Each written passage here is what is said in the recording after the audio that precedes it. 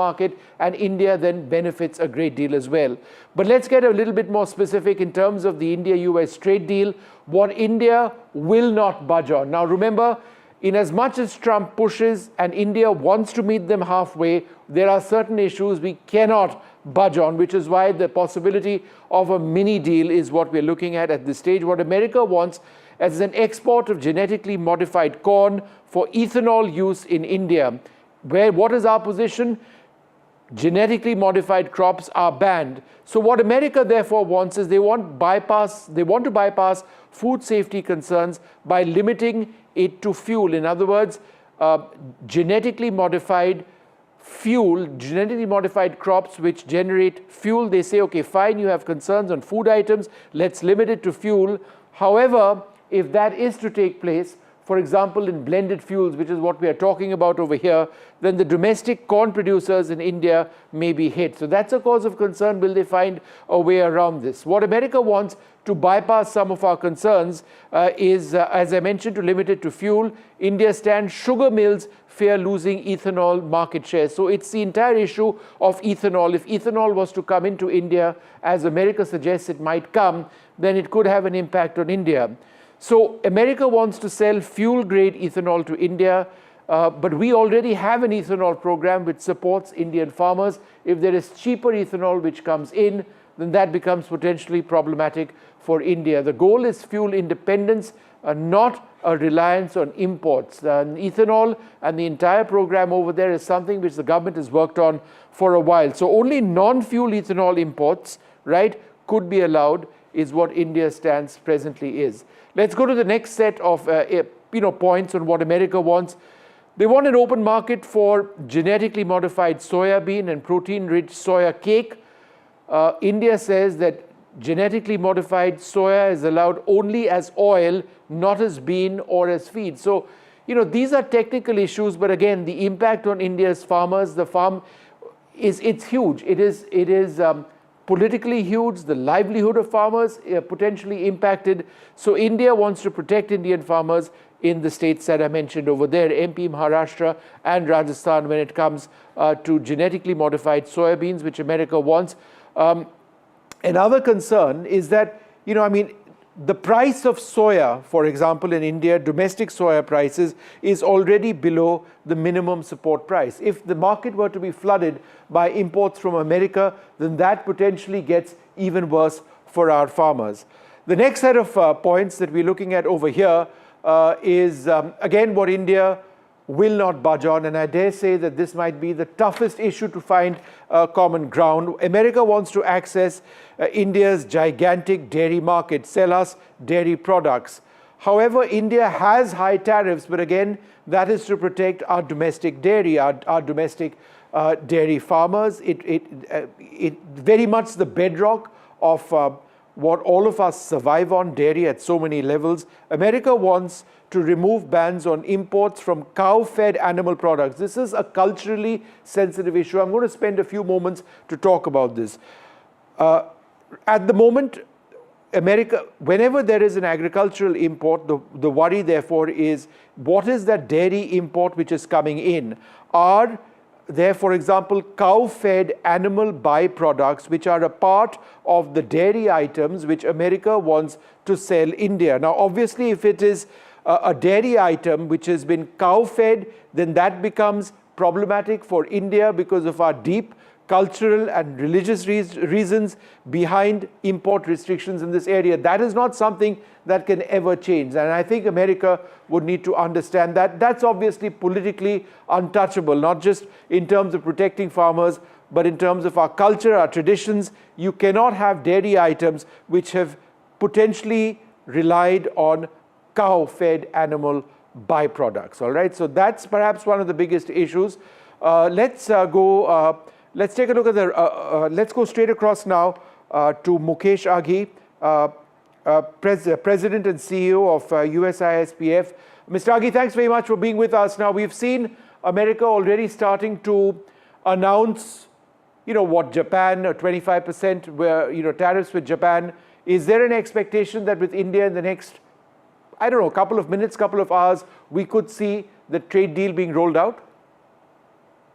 Yes, I think the expectations are that there would be some kind of an interim trade deal between US and India, and it should be announced because you have to understand with all the countries so far, the trade deal is with UK and also with Vietnam. With China, what US has is more like an interim understanding. India would be the most largest trade deal between the two countries, and we expect that announcement coming very, very soon. Now, what we are considering at this juncture is a mini deal, right? We're not likely looking at that dream deal which Trump may have had in mind, because there are issues where India just won't budge. Is that something America is likely to accept? For example, agriculture and the dairy sectors? No, absolutely. I think U.S. understands that dairy is a red line for India because it has religious connotations, Yeah. especially basically meat being fed to the cows in the U.S. U.S. understands that the farm agriculture is a big issue because when you have over 50% of the labor on farms producing 16% of GDP, that's a sensitive issue, and I think there is some understanding on that also. I think where the challenges were more on the non-tariff barriers, and they've been kept aside. At the moment, US and India have agreed on almost 6,000 items between the two countries where they're able to reciprocate an agreement. Both sides understand that if you have a trade deal, it will grow the business between the two countries, or the trade between the two countries, by 64%. And studies have shown that it does have an impact of almost 1% on GDP growth also, and creates jobs for both countries. So the interim deal should be a win-win deal between the two countries, and we hope to see some kind of announcement coming soon, either today or tomorrow, from President Trump.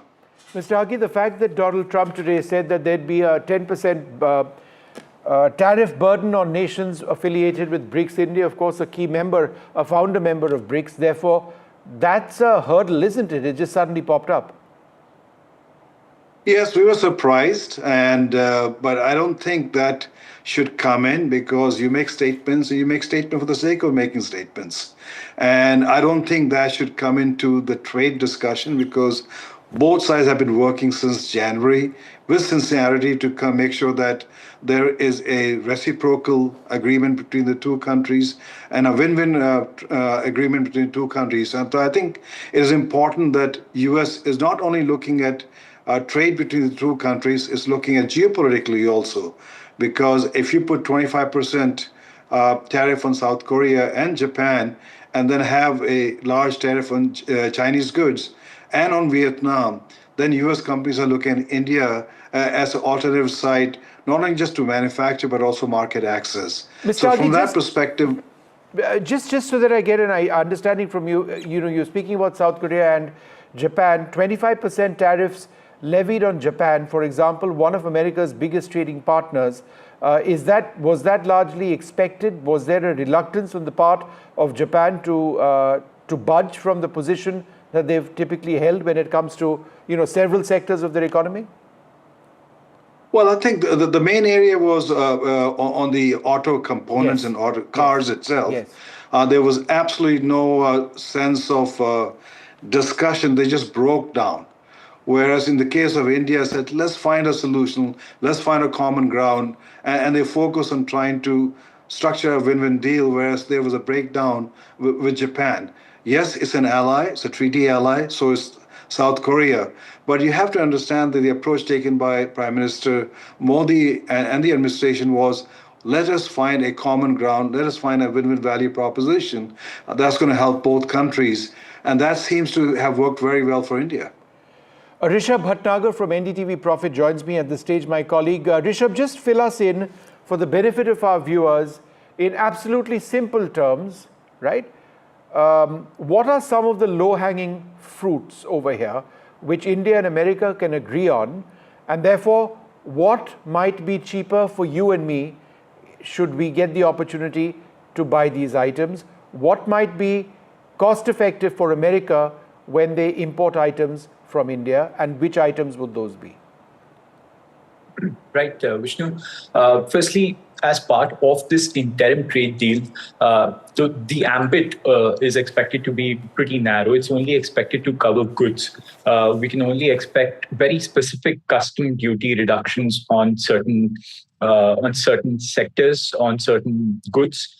Some of which India's demands obviously have been that labor-intensive sectors like leather, footwear, textiles, sectors that employ a lot of that generate a lot of jobs here in India, employ a lot of people.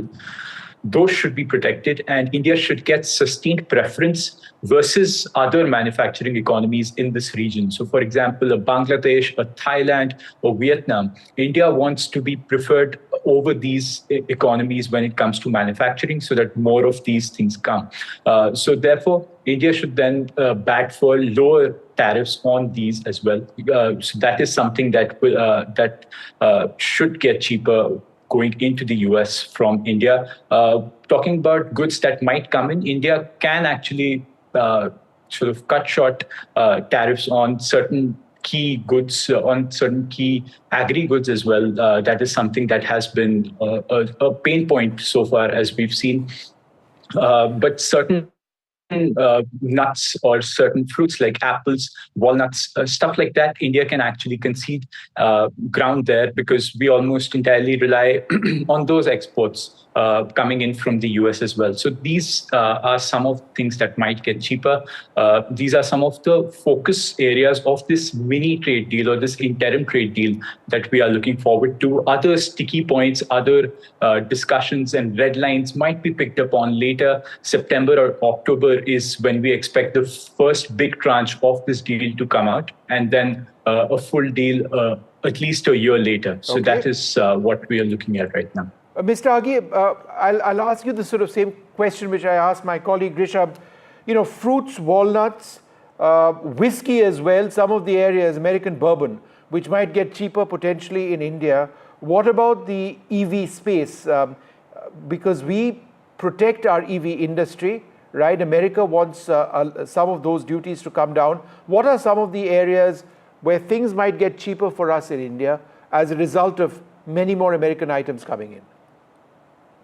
Well, you have to look at, for example, as Rishabh mentioned, on the nut side, India imports roughly $1 billion plus worth of almonds from California. And because there's a growing need as the spending power goes up, people are spending more money in that area.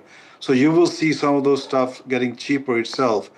In the area of autos, especially EVs, yes, you have a policy which India put together, and they will follow up on that policy. And we are seeing the announcement being made by Tesla to opening showrooms in Gurgaon and Mumbai itself.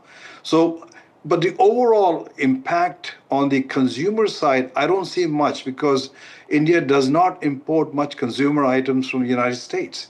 The big ticket items, airplanes, defense equipment, they are not impacted because there was not much duty being put on early on. I think it's more of an issue of India's export into the United States.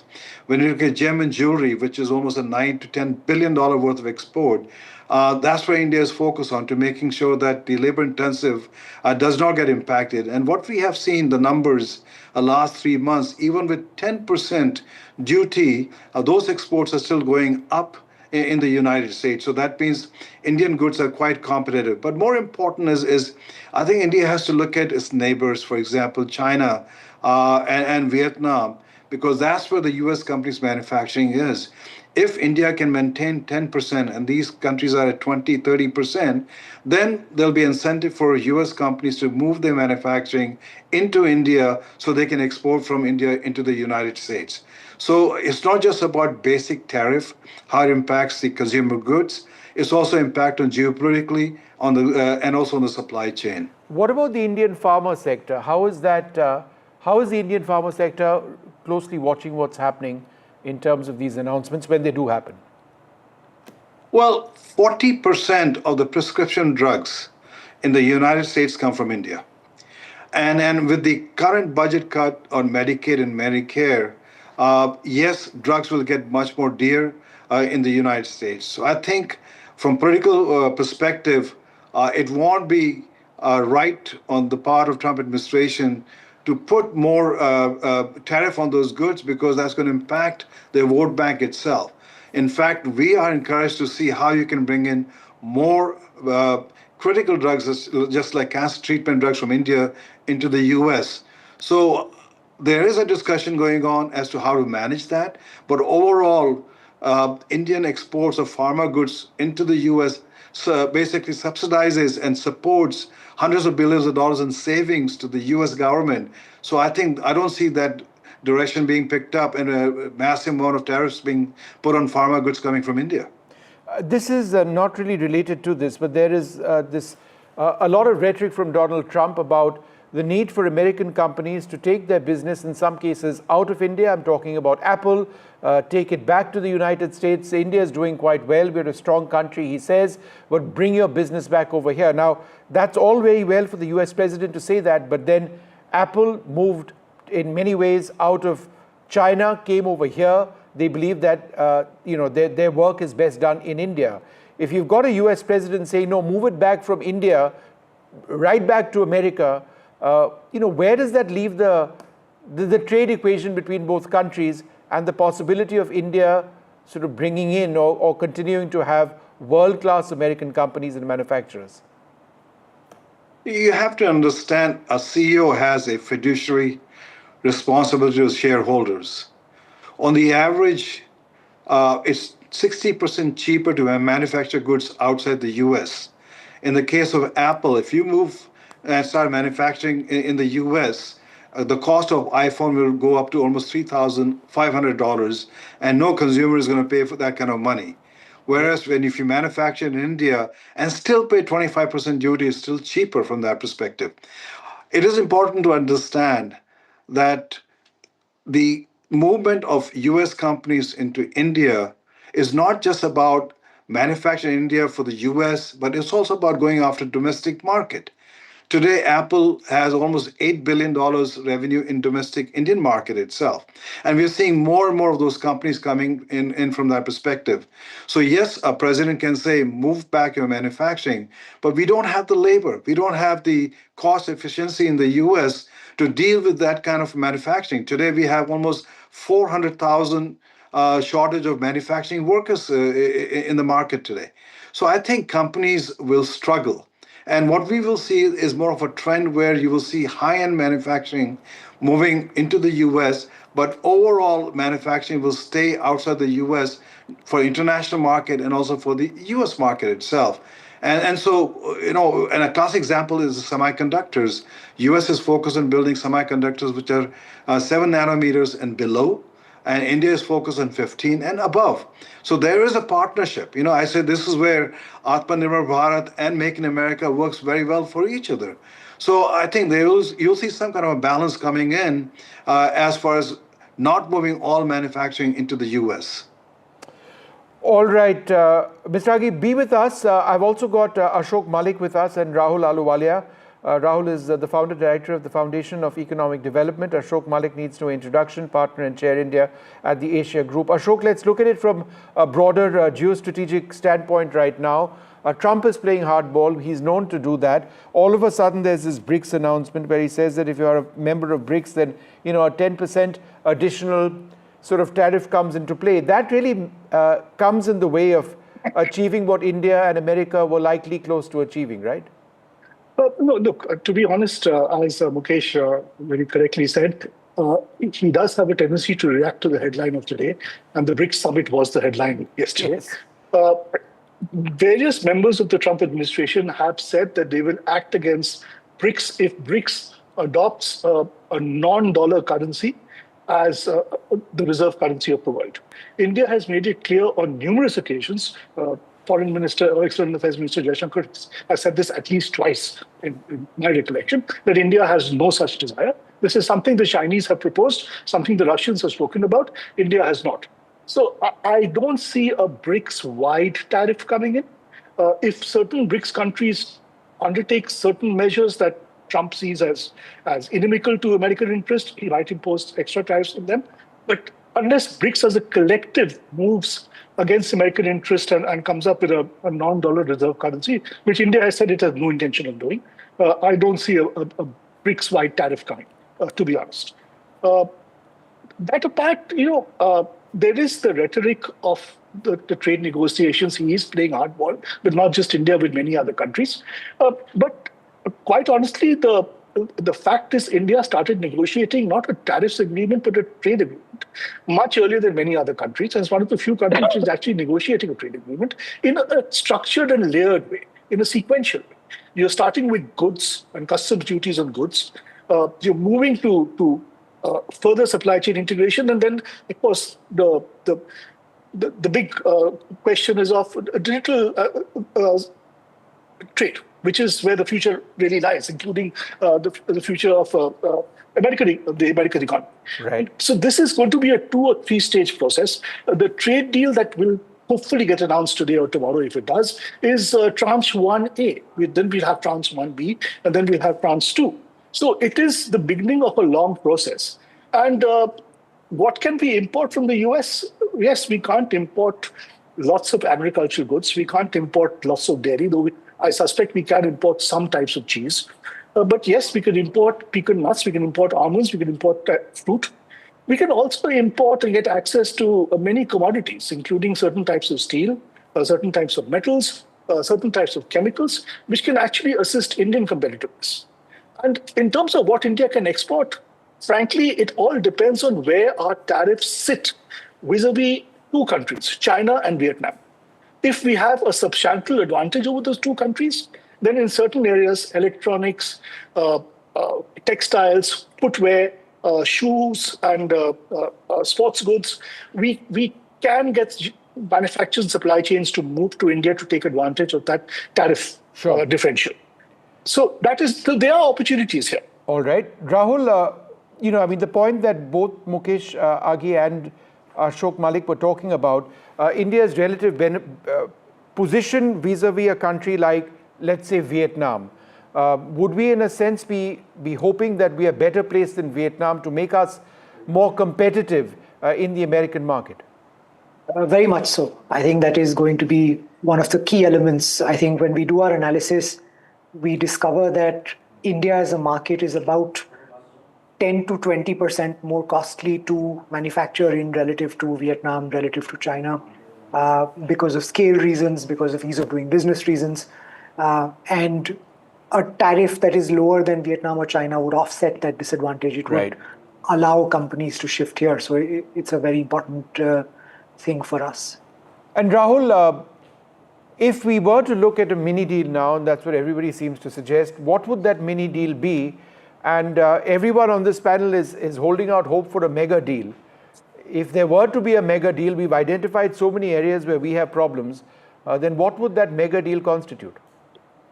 I think 2 things. One, I'm actually less hopeful than most people that a mini deal will happen because the US has not shown any indication or any inclination for anything of the sort so far with other countries. If it happens, it's great. But the UK and Vietnam deals have been very comprehensive and very much unilateral. So the UK and Vietnam have both made all the concessions that the US has asked for and still ended up with 10 and 20% tariffs. So I'm not as sanguine as other folks, but if it happens, great. The mega deal, I think the best case scenario would be something like the UK deal, right?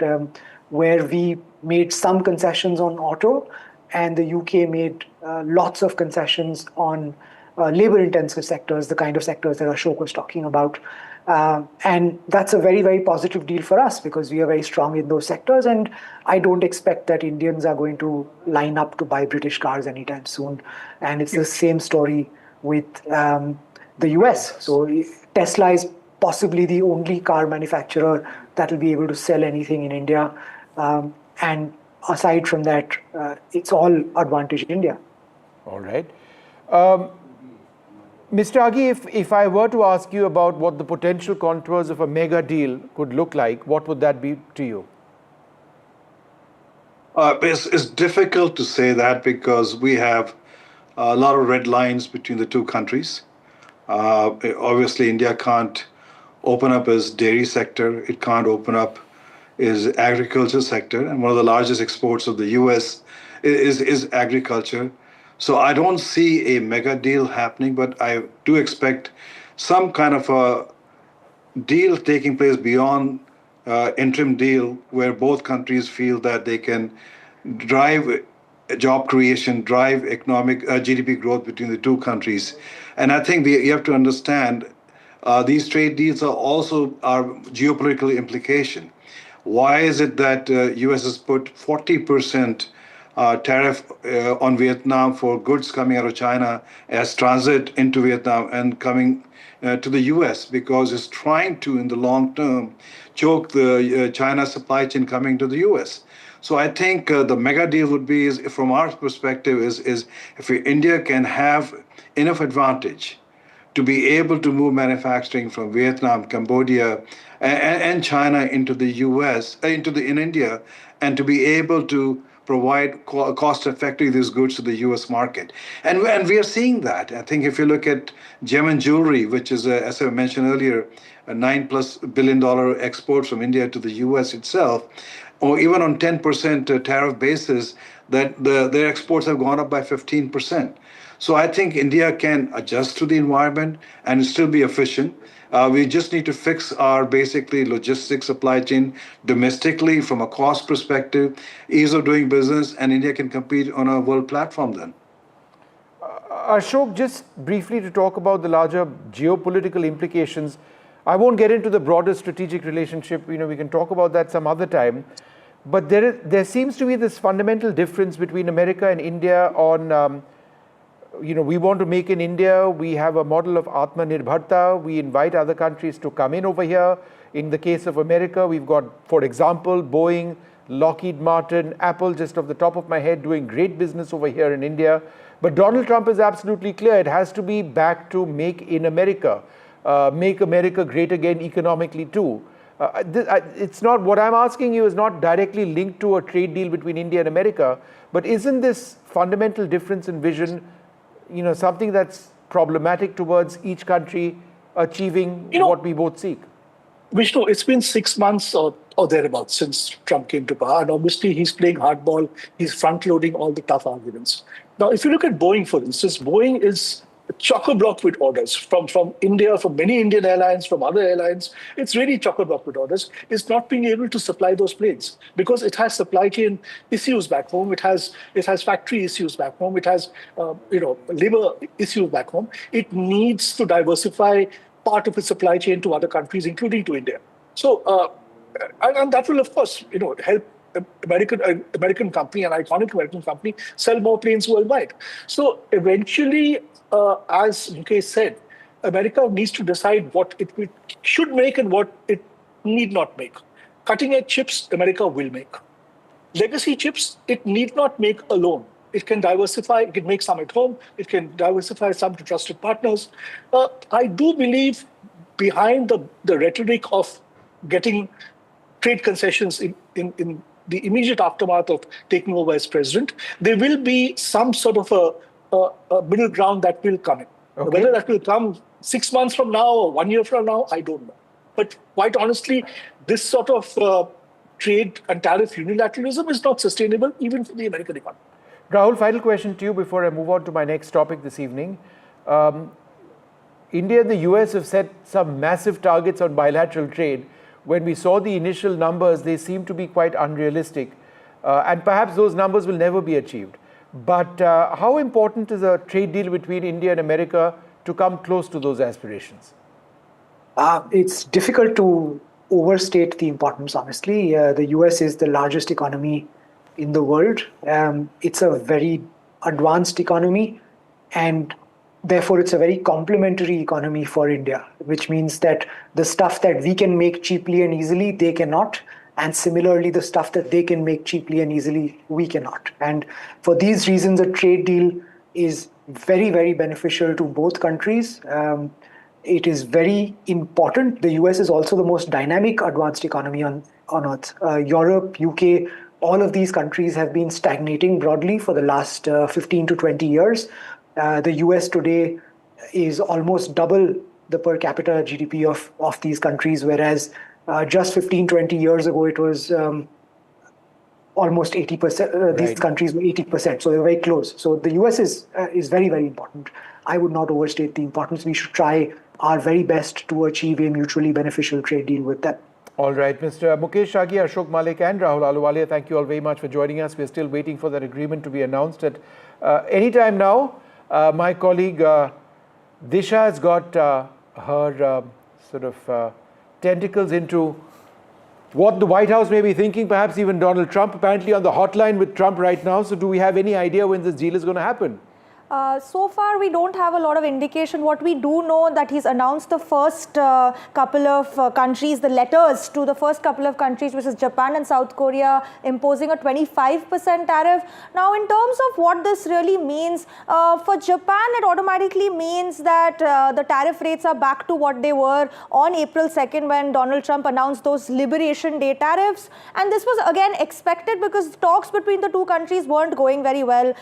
Just a couple of weeks ago, Trump called Japan spoiled, saying that they are not looking at reducing tariffs on the US, so hence he is not going to look at that either. And this letter was expected. And similarly for South Korea as well, this announcement was expected, but we're still waiting to hear whether we can expect an announcement of a deal with India or whether US will look at imposing tariffs. So that letter is still awaited. But what this means for both Japan and South Korea also is that this is in addition to the sector-specific tariffs that both these countries were facing, which is on metal and auto parts, which is both, again, 50%. So this is quite a big blow to both countries, and we've already seen the US markets reacting. Dow is down 400 points, and this is only going to expected to decline further. Even on during April, when the Liberation Day tariffs were announced, there was a massive meltdown in the American markets. So just it's a matter of wait and watch, really, Vishnu.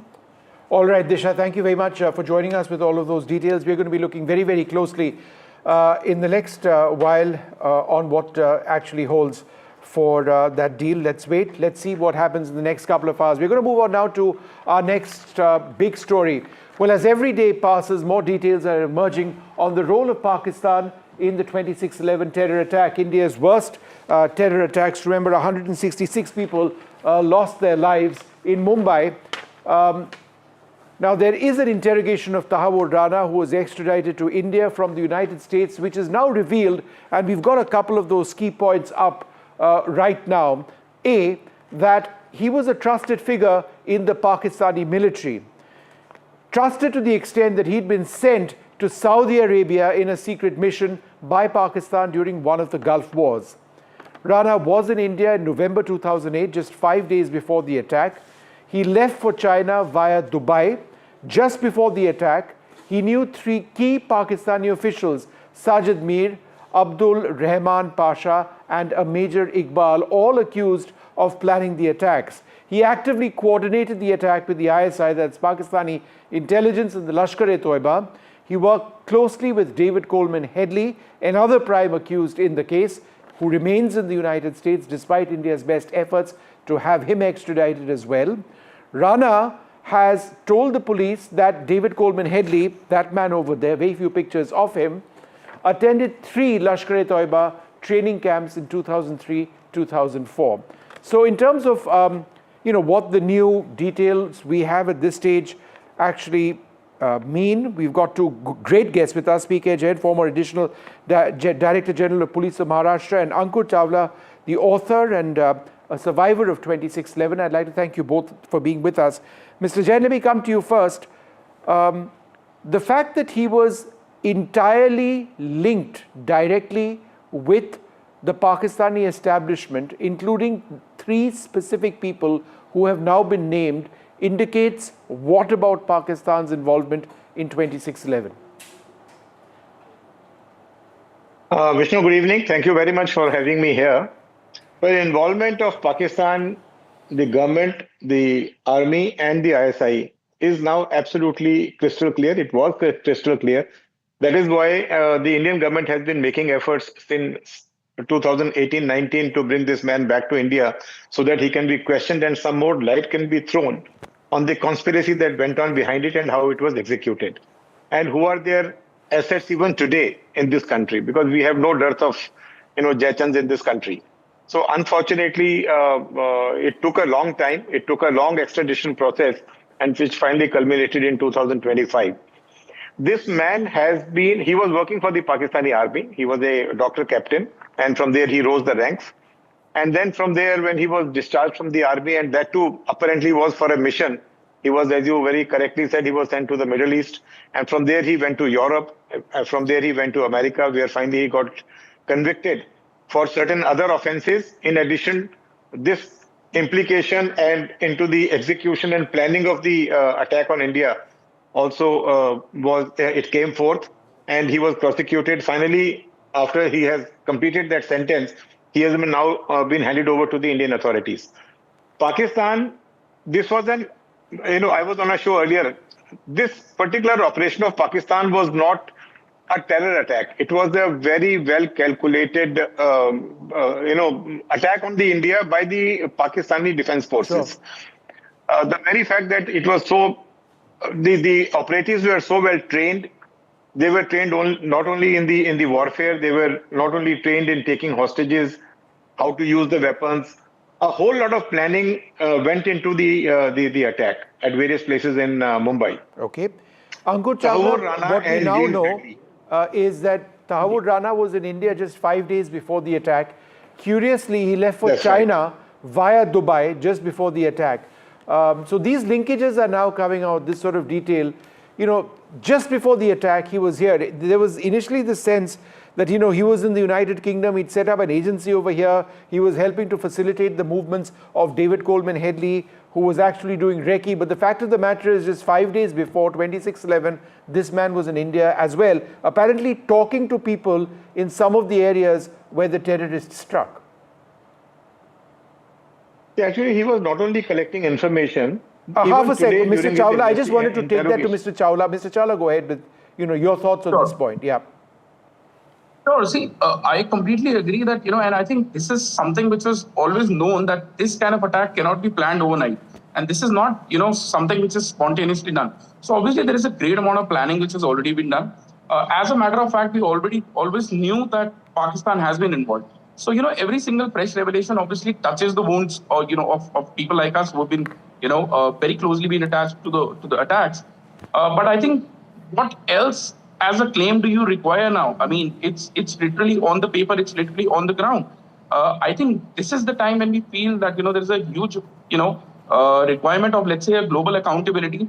I think everybody knows it now. It's on paper, it's on records. But I think the idea for like people like us is that we have waited for very long till now. Now, if you're telling me that, this is another point that has been proven as a fact as well, what next is the question, right? And how long does it going to take, to really come down to the conclusions? We feel that, justice is, of course, delayed, but it's not completely denied. But we also feel the fact that, it needs to come to the conclusion as well. So I think that's my, personal opinion or personal feeling for or against the entire thing. I feel that there is a step forward towards the right direction. But I also somehow feel that, this is just on the paper. I mean, everything pretty much it was something which we knew. I mean, there's nothing new that has come to me now. Mr. Jain, just for the benefit of our viewers, David Coleman Headley was some sort of a double agent, right? We'll never be able to get him back. And in many ways, his role, Mr. Jain, is much more direct than Tahawur Rana. Of course, both co-conspirators. But David Coleman Headley is somebody, sadly, the American system protects for reasons which we are not entirely sure of, right? Absolutely. I don't think we will see him in India. And so are the many other perpetrators. I can tell you that during the time when a Pakistani delegation had come to India, Mr. Ujjwal Nikam, who was the public prosecutor for this particular case, he had been associated with that team and with the Indian team. The Pakistani team was only interested in knowing how much India knows, what information do we have. Despite all the dossiers having been given to them, whatever evidence we had on the perpetrators and on the operatives on the ground, we had the recording of the Pakistani handlers sitting in their control room and telling the terrorists where to strike, how to strike, whom to take hostage and all. yet they were not convinced. They took all that information back to India, and we are yet to see any conviction in Pakistan for these, for these terrorist activities. So it is a given that Pakistan will not accept that it was their people, come what may. Only thing is that we have been able to prove a point to the world. After that, world has started taking India seriously. We've been alone in this fight against Pakistan and on matters of terrorism. Now, at least India, the world has recognized that yes, India has been fighting this war for a long time. And the kind of responses that we had recently over the last 3-4 years is something which Pakistan understands, and they must be tackled in the same vein, probably much more severely. I mean, the next time Indian government has been making all the noises that now it is, this will be our policy to deal with terrorism. Even the people who are behind the terrorist attacks will also be tackled. But I think it's high time that we have already shown it to Pakistan that we are capable of doing it. But we must keep our preparedness so that when we strike again, there will be a big lesson to Pakistan. That is the only language they understand. All these things are only to prove to the world, yes, Pakistan was involved, Pakistani government is involved. Who doesn't know?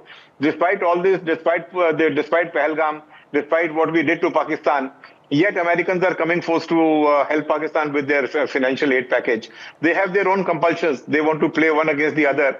So we have to be in readiness. We've been fighting this battle for a long time, and we must be mentally and physically prepared for this kind of an onslaught on Pakistan. That is the only language they understand. All right. Thanks very much, both of you, for being with us. We're going to take a short break, turn our attention to something happy for a change. We're going to be looking at India's fantastic performance in the Birmingham Test match. And we're going to be looking very, very closely at the prospects of India doing well at Lord's. That's coming up next. Do stay tuned.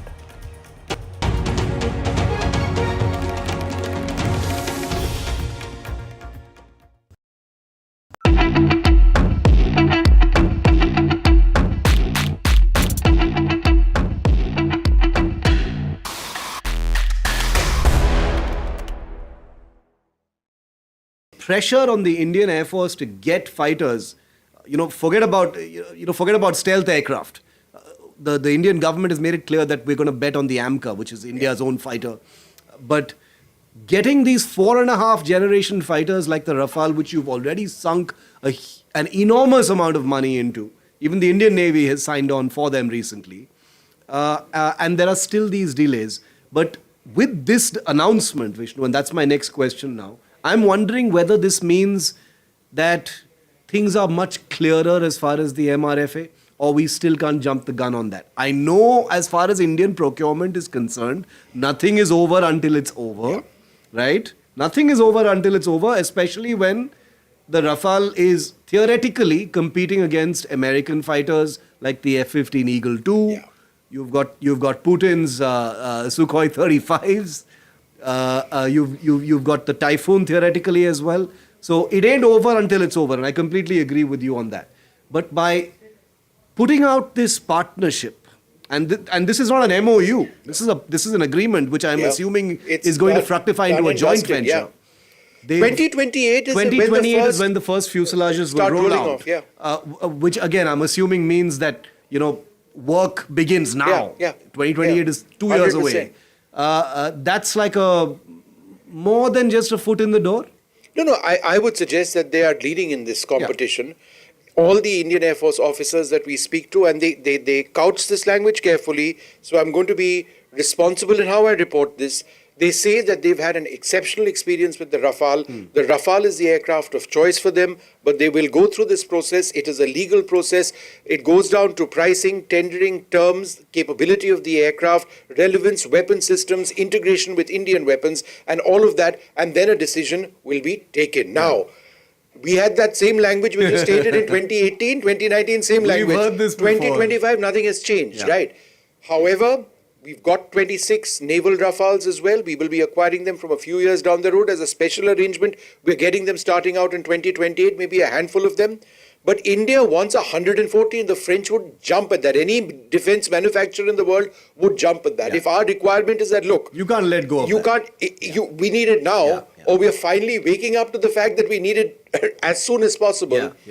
Then they will all set up, or certainly the French have already acted, and they're setting up this facility. And I mean, the Tatars are, and the French are working with them 4 pre-production agreements or 4 agreements specific to the production of these components.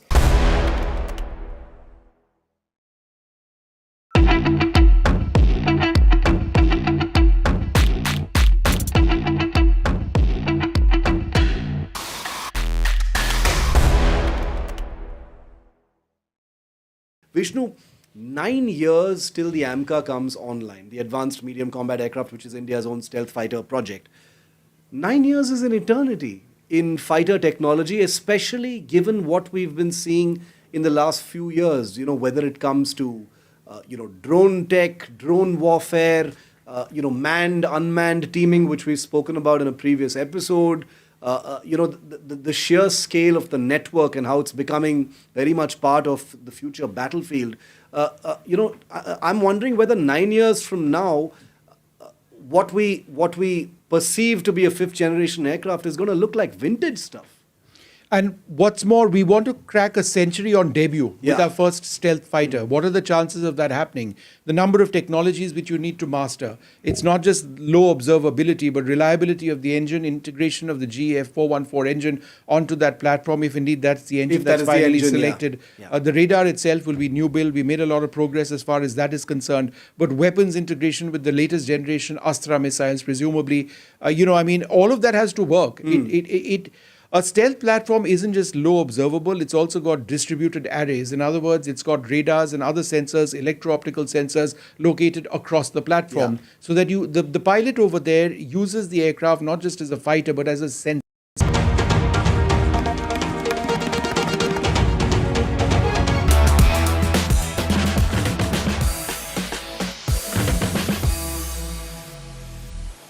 Welcome back. It's been a fantastic test match for India in Birmingham. We won that test match over there, thanks not least of all because of our fantastic new captain who scored more runs in a test match than any other Indian player. But my colleague Boria Majumdar is in the United Kingdom. In fact, we spoke to him earlier in the day. They're all traveling now to Lords. That's where the next test match is going to be in just a couple of days from now. And I began by asking Boria what he saw in Birmingham and how the team celebrated. Here's what he told me. The team celebrated at the ground for the first hour or so, and every player was delighted and jubilant. More importantly, celebrated with the fans, in the sense, outside of gate number 3, firstly the celebrations happened inside. There was a team bonding also, and then there were these fans waiting outside for about an hour and a half. Not a single fan outside of that gate 3 had left. They wanted a glimpse of the players. Then the players came out and entered the team bus. But you've also got to understand that with somebody like Gautam Gambhir at the helm, the celebrations will never be over the top. It is just one test match that India has won. It is not a series. They have not won the series yet. So it is not as if, that everything has sort of ended here. In 3 days' time, there is Lords. So it was measured, it was composed, but yes, it was one of the greatest victories. So the players did celebrate, and the fans also loved it when each of the players waved at them while leaving. Well, not since Kohli have we found a player quite as expressive as Mohammad Siraj. Boria, has the Kohli cam now been replaced by the Siraj cam? Yeah, you're right. Mohammad Siraj is one of the most expressive. He has always been like that, forever been like that. One of the leaders of that bowling attack in this test match. He was the leader in the absence of Jasprit Bumrah. But the best part about Mohammad Siraj is all heart. Mohammad Siraj will give you 100% each time he goes out there. He's a workhorse, and that is infectious energy that rubs off on the others. One of my good friends, and somebody I have the greatest time for. When Mohammad Siraj does something well, you understand why the idea of secular India also sort of triumphs. Siraj is great for Indian cricket. Well, another big story, Akashdeep. Did you see him post the match? He was incredibly emotional, not just for his own performance, but he spoke about his sister, and I never knew this, that his sister is suffering. She's ridden with cancer. And so this is an extra, or was an extra special moment for him. Yeah, the big story has to be Akashdeep, somebody who takes a 10 for, an absolute 10 for. And Akashdeep is a great story by himself. I had a brief chat with Akash one day before the match started, match day -1. He was actually going out to bat in Edgbaston. The practice nets are outside. Akash was going out to bat, and he had done his bowling stint. He's a Bengal player, as you all know. And I greeted him and I said, Akash, this is your game. Eta tomar match, bhalo kore khelo, play well. And he's an absolutely humble, rooted guy. And he said to me, yes, we will give it our all. We will absolutely give it our all. None of us imagined that this is what Akashdeep will be able to do. And he has dedicated this to his ailing sister who was impacted by cancer. You know, again, these things, when it happens to these guys, people like Akashdeep, humble, rooted, you think there is something innately good about sport. Tell us, Boria, about the way he swung the ball, how he used the cracks, how he, worked the crease, as it were. The skills that he's picked up, he's not played in Lords before. How will that help him there? Yeah, spot on. Akashdeep with that spell, one of the best spells of fast bowling overseas that I have seen, especially on a placid deck, on a wicket that was not doing anything for Akashdeep to be able to do what he did. That ball to Harry Brook came in a mile. Brook had no idea what was happening. That ball to Ollie Pope, more importantly, that over to Jamie Smith, when he did not get Jamie Smith out, multiple times he cut Jamie Smith into half. The ball was jagging, nipping back, moving, use of the crease, running in from behind the umpire. Akashdeep was absolutely sensational. Saurav Ganguly, in an interview to me yesterday, on his way back to India, he was actually travelling back, said it was absolute Mohammad Shami at his best. And by the way, Ganguly was instrumental in unearthing Akashdeep with Vision 2020. Jasprit Bumrah comes back at Lords. What are the team's chances of winning there? Now, remember, we won in 2021. Yeah, Jasprit Bumrah will be back at Lords, and that's the only change that I see. Jasprit Bumrah is the only change that I see at Lords. People will talk about Karun Nair, but I do think he will get a bit of a long rope. You know, you just played one game at number 3. One game, you don't make a change. Washi was very, very good with the bat. That partnership with Shubman Gill allowed India to go to 5-8-7. I don't think will be dropped. Nitish Kumar Reddy, people will say, did not perform one game. And the second innings, you cannot even take into account. He was asked to hit from ball 1. I don't think we'll not get another game. So that's about it. Prasidh Krishna will be the only change and Jasprit Bumrah will come in. That, I think, will be India's only change for Lords. Any other thoughts on who might potentially sit out? Yes, India did win a fantastic test match at Lords, and all of us remember Virat Kohli's comment, let's give England hell for 60 overs. The big part of Lords is the slope. Jasprit Bumrah knows how to handle that slope. Bharat Arun in an interview to me had said ahead of the series that Mohammad Siraj was specifically told in the change room how to handle that slope. Before that change room conversation, Mohammad Siraj was going round the wicket and was not getting the slope properly to be able to use the slope. After that, he came over and started using the angle. For somebody like Akashdeep, who is being able to move the ball that much, he will also be able to use that slope. In Lords, that will be a critical factor. Someone who has not bowled like Akashdeep will have to be told how to use it. Can India win? Look, with this momentum, you've got to give India a chance, and now the bowling has come good. But England will also come hard. So expect a cracking test match. Do you miss Virat Kohli and Rohit Sharma? Should we be missing them at all? I don't think Kohli and Sharma have been missed at all. I've been making this point on my shows multiple times. I don't think sport is ever about an individual. Whoever you are, however big a star you are, you played your innings, you had your time, the sport has moved on, the baton has been passed, the mantle has been taken over by somebody. Shubman Gill is the new big boss at number 4. He is playing wonderful cricket. At the top of the order, Rahul has got 100, Jaiswal has got 100. I don't think Rohit has been missed. I don't think Virat has been missed. If at the start of the series we would have said this, of course Virat would have made a place. But now, with Shubman entrenched at that number 4 and scoring 600 runs in 2 games, I don't think either has been missed. And the crowd tells you a story. The crowd is backing the Indian cricket team, chock-a-block at Edgbaston. I don't think either have been missed. Tough will it be for India to maintain this form this high? I mean, it's quite remarkable. You know, even in the first test, we batted really well. Second test, it was just brilliant. But to keep up this level, because England is going to come back hard, right?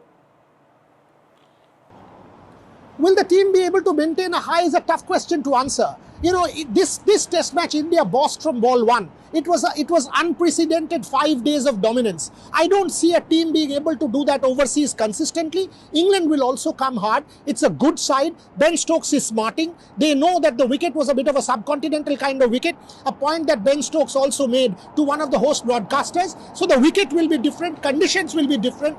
Jofra Archer will be back for England. I don't see India dominating like this, but I also see India competing and fighting hard. That's my big takeaway from Edgbaston.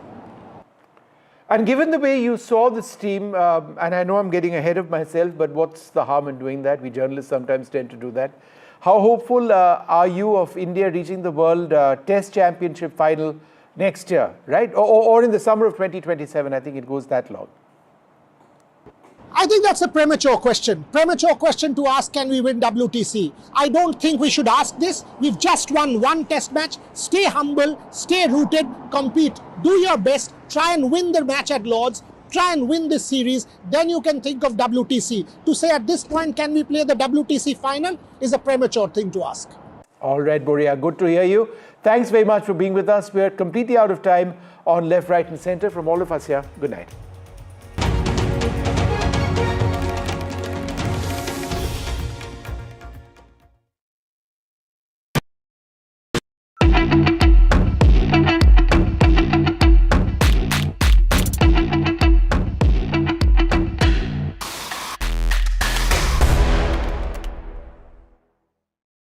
But I'd like to start this off by asking you, Vishnu, what you think about the whole question of India not having stealth fighters right now. It's a huge Everyone's problem. trying to sell them to us as well. It's a huge problem, Shiv. Let's face it, in as much as we love the Rafale aircraft and the Indian Air Force is completely vouching for it, perhaps they'd like more than 100 more. The Indian Navy has just gotten into